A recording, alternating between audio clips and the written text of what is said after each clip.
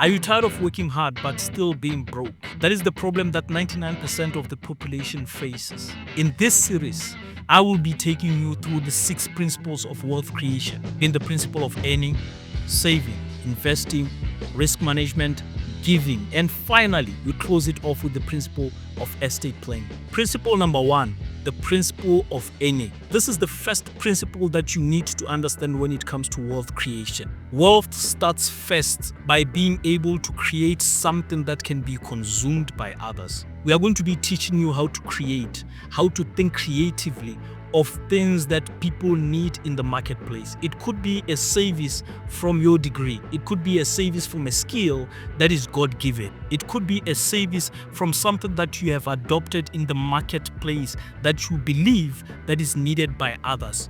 That is the first principle that is going to help you to generate the money that you require for you to be able to step into the next principles of wealth creation. Principle number 2, the principle of saving. This principle speaks more of discipline than anything else.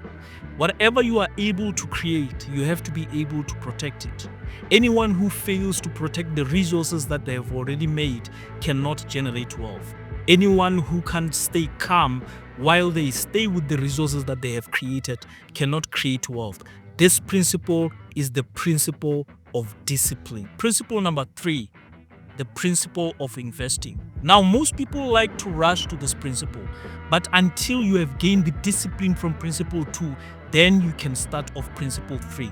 It speaks about getting your money to good use. Where do you take your money to work for you? How should you gauge your risk appetite when you are investing? That is what we are going to be learning on this principle of investing. Principle number 4, the principle of risk management. Now, if you ask anyone who is wealthy today, they will tell you that as much as they keep on making money, saving money and investing money, one of the critical things for you to do is to manage the risk around you.